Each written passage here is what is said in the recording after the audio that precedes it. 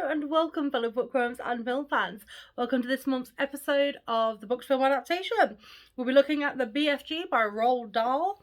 It was written in 1982 and it was adapted to screen in 2016. Now, as always, we'll be looking at three things: how good is the film, how good is the book, and how well does the film take from the book. Obviously, there will be spoilers ahead, but I mean, everybody must kind of know the plot of the BFG by this point. So, I'll start with the film.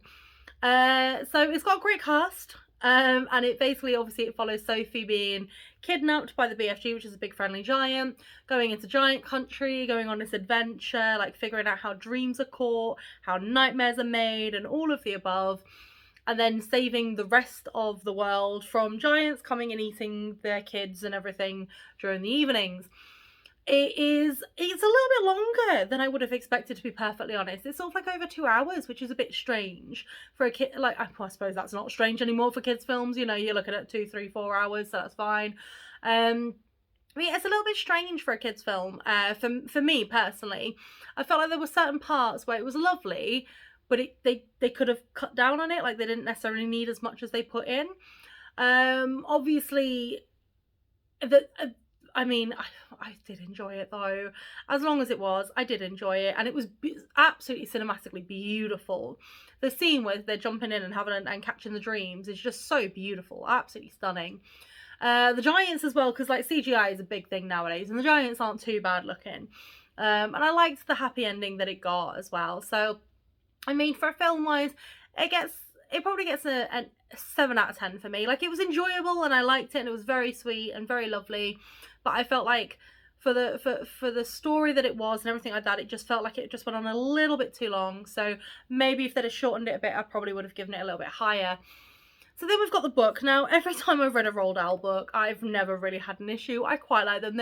They've always kind of got a moral to the story as such. Like, sometimes it's a little bit harder to see.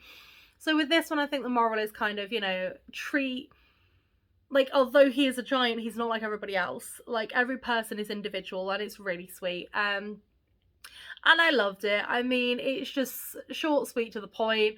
And obviously you've got your little child in it kind of needing help and everything like that. And it follows Sophie again with the BFG, and then she ends up sort of like being like, well, we can't keep letting the giants eat the people in different parts of the country.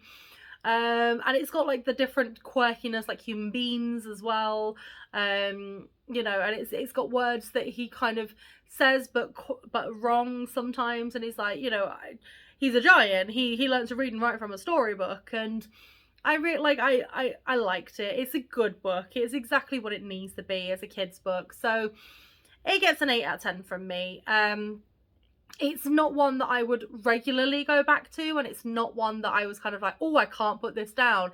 It was more a case of, I can do this in one sitting because it's so short, not I can do this in one sitting because I'm hooked on the story. So, I mean, give it a read and give the film a watch as well if you haven't already. They're quite nice little stories. So now, spoiler alert, we're going to discuss both plots in their entirety. It's not going to be a very long comparison because it's a short book, and it was quite similar. So they both start with Sophie in the witching hour, which is actually 3 a.m. and not 12, and she's wandering around an orphanage. She spots the BFG, and the BFG then kidnaps her and takes her to giant country. And in both, the BFG is a vegetarian and he eats snozcumbers, whereas the rest of the giants are meat eaters, and they go to Turkey to eat humans because they taste like turkeys.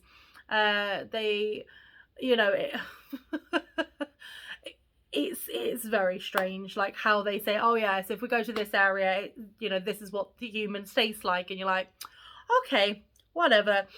So in both, one of the giants comes into the cave and almost finds Sophie, but luckily she doesn't get caught. She was hiding in a snozcumber, so she doesn't get caught, which is good. And in both, Sophie goes off with the BFG to catch dreams. They're accosted by the other giants, but they get away again. So Sophie again has had a close call, but gets away scot-free. In both, again, they catch dreams, but they also as well capture a nightmare, which they then use later on the giants to try and kind of get past them okay. Now, in the book, the BFG has learned to write and to read by borrowing a book.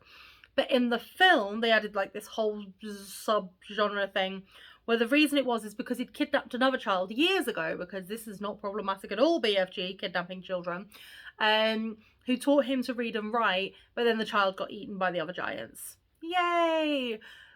Just saying. So anyway, in both, Sophie and the BFG come up with a plan to deal with the giants once and for all. It starts with making the Queen of England have a dream about the giants so that she believes that there are giants. And in this dream, the Queen dreams that these giants have come and eaten these children from this orphanage, and then she'll look out the window and there'll be a little girl sat on the windowsill, then she'll meet the BFG and everything, and then basically that's what then happens. So Sophie and the BFG meet the Queen. And then the army, the Queen then goes, right, perfect, we can't have people eating our kids anymore, not just us, but other countries. We're going to deal with this. So they send the army following the BFG into giant country. So they then capture the giants. The book ends with the giants being put in a giant pit, into a massive, massive pit in England, and being thrown in snozzcumbers, and they become a tourist attraction. The BFG has his own massive house in a garden in London, and he lives there, and Sophie moves in with the Queen because, of course, that's what happens. The film ends with the giants being stranded on this island because they don't like water. They get stranded on this island where they can't get off of it, and they get thrown loads of snozzcumbers to basically live the rest of their days. Sophie moves in with the Queen, and the BFG just lives happily and quietly in his little home in giant country. So they are both very, very similar. The only difference was like the film added this whole other child into it who died, which made not much sense. And obviously how it ended as well was, the giants get stranded on an island rather than in a giant pit in the back garden of someone. So they're the only differences. And so apart from that, it was extremely close. Like, they're almost identical. So I'd say it gets that 8 out of 10 for plot, because honestly, as I said, there were certain bits that did not need to be done. And the ending felt a little bit strange as to why they've done it. But I'm kind of glad that I'm kind of glad that they stuck as close as they possibly could, because it was really sweet.